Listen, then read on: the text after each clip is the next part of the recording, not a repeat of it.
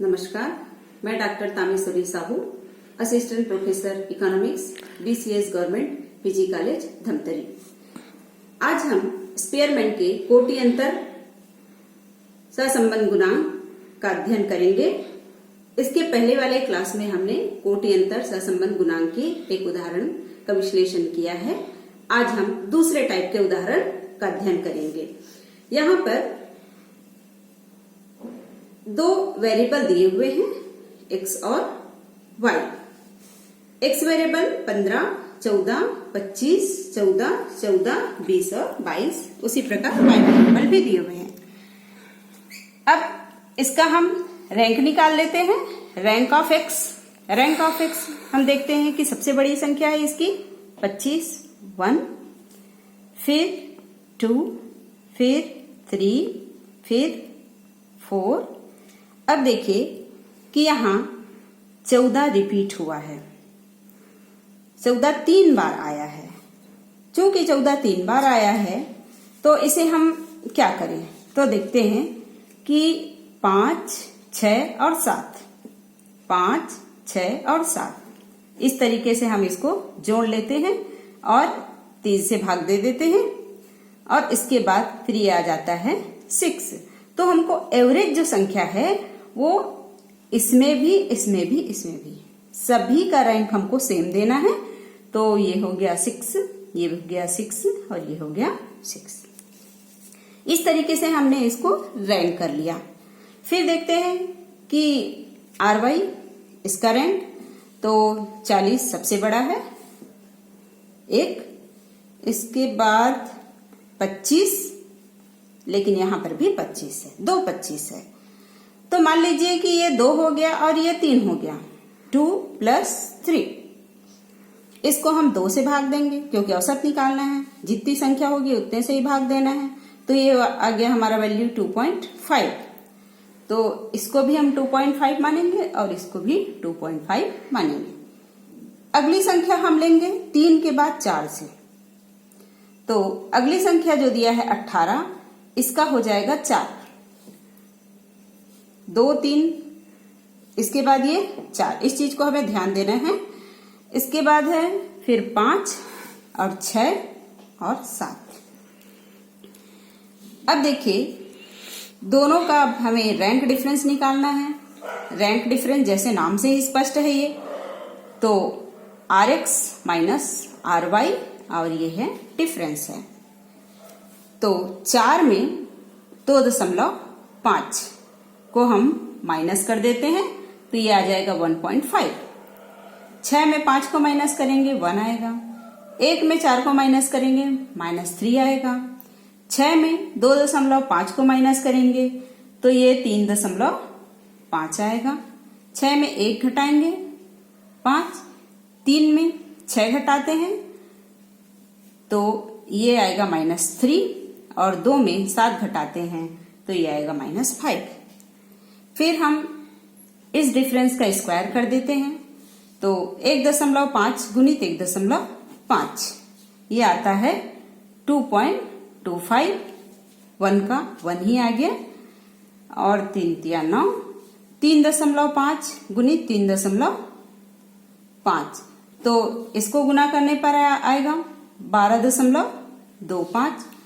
फिर 5 × 5 = 25, फिर 3 × 9 और फिर से ये 5 × 5 = 25।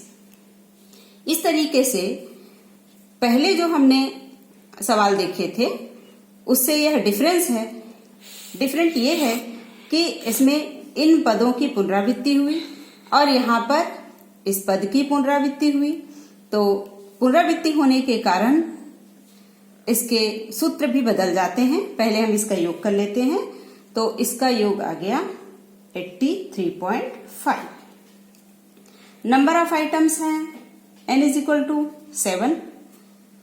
n = 7। अब स्पेयरमैन का कोरिलेशन, इसका हम फार्मूला लिख देते हैं 1 - 6 सिग्मा d²। पहले जो फार्मूला दिया था हम पहले उसको लिखते हैं, फिर देखते हैं कि क्या अंतर है इस फार्मूले में और पहले के फार्मूले में। पहले हमने ये फार्मूला देखा था पहले एग्जाम्पल में।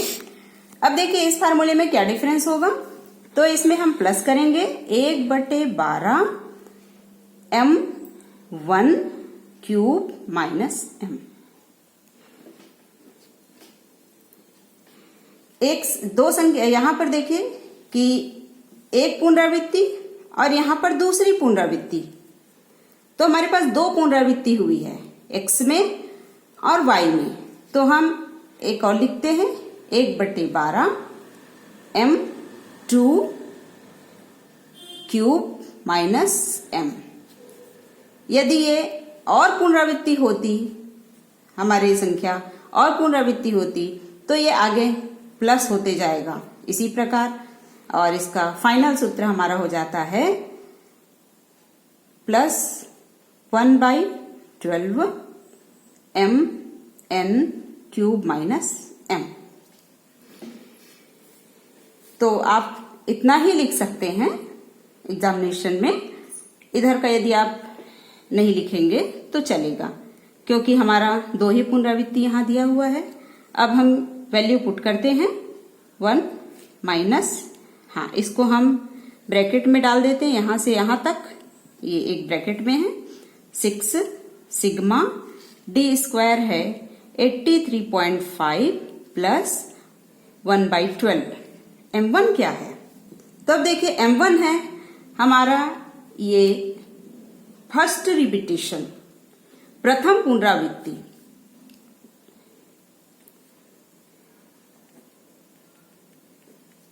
की आवृत्ति, प्रथम पुनरावृत्ति की आवृत्ति 14 कितने बार आवृत्ति हुआ है? 3 बार आवृत्ति हुआ है। तो प्रथम पुनरावृत्ति की आवृत्ति हमारी 3 है, इसीलिए हम यहां पर लिखेंगे m1 की जगह m1 = 3। तो 3 क्यूब माइनस 3, नेक्स्ट प्लस 1/12। अब देखिए कि m2 द्वितीय पुनरावृत्ति हो गई। द्वितीय पुनरावृत्ति हुई 25 दो बार ही आया है, तो 2, ये हो गया 2 क्यूब माइनस m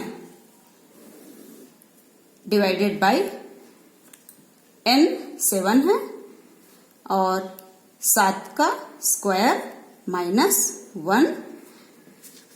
तो हमने सूत्र में सभी वैल्यू डाल दिए हैं। आगे अब इसे हम कैलकुलेट करते हैं। RS = 1 - 6। नियम के अनुसार हमें सबसे पहले, सॉरी सिग्मा यहां नहीं होगा, सबसे पहले 83.5 यही रहेगा, ब्रैकेट को हमें सॉल्व करना है। तो 1/12 लिखते हैं, ब्रैकेट सॉल्व करते हैं। तो जैसे 3 क्यूब है, 3 क्यूब मतलब 3 × 3 × 3, 3 तिया 9, 9 तिया 27। तो हम यहां पर लिखते हैं 27 ऋण 3। उसी प्रकार 1/12, फिर 2 × 2 × 2 = 8। तो यहां पर हम लिखते हैं 8 - 2 डिवाइडेड बाय 7। अब देखिए 7 × 7 49 - 1। अगले स्टेप में चलते हैं। 1 - 6 ब्रैकेट में 83.5 प्लस, अब ये देखिए कि 27 में 3 घटा देते हैं, तो 27 में 3 घटाते हैं तो ये 24/12 हो गया, प्लस 6 में 2 घटाते हैं तो ये हो गया, 8 में 2 घटाते हैं तो 6 और 6/12। अब देखिए 7 और ये हो गया × 48। Next step = 1 - 6 83.5। 12 एकम 12, 12 दूनी 24 और 6 एकम 6 और 6 दूनी 12 मीन्स +2। 1/2 को हम 0.5 लिख सकते हैं, तो 0.5 यहाँ पर 7 गुणित 48 करने से आता है 336। फिर से हम अगले स्टेप में चलते हैं, 1 माइनस 6, ये सभी को हम जोड़ देते हैं। तो सभी को योग करने पर आ गया 86 और divided by 336। Next step, 1 minus, ये दोनों इंटू होगा। जब दोनों इंटू होता है तो 516 डिवाइडेड बाई 336। अब हमें क्या करना है कि 516 को 336 से विभाजित करना है। तो वैल्यू आता है 1 माइनस 1.54। अब देखिए एक में हम 1.54 घटाएंगे तो वैल्यू आएगा 0.54। इस तरीके से कार्ल पियर्सन रैंक डिफरेंस का यह सहसंबंध गुणांक ज्ञात होता है और 0.54 है। यह मध्यम कोटि का सहसंबंध पाया जाता है। तो इस प्रकार आज हमने देखा स्पीयरमैन का कोटि अंतर गुणांक। इस सवाल में हमें 2-3 बातों का ध्यान रखना है। यह हमें बिल्कुल पंक्ति में लिखना है। दूसरा, कितना रिपीटेशन हो रहा है यह भी ध्यान रखना है। रैंक डिफरेंस तो करना ही है, फिर हमें फार्मूला को ध्यान रखना है। फार्मूला को कैलकुलेट करते समय हमें ध्यान रखना है कि हम पहले ब्रैकेट को कैलकुलेट करें। लंबा फार्मूला देख करके आपको डरने की आवश्यकता नहीं है। जब आप सॉल्व करते हैं बहुत आसानी से यह सॉल्व हो जाता है। और इस तरीके से हम स्पीयरमैन के कोटि अंतर सहसंबंध गुणांक के विश्लेषण किए। धन्यवाद।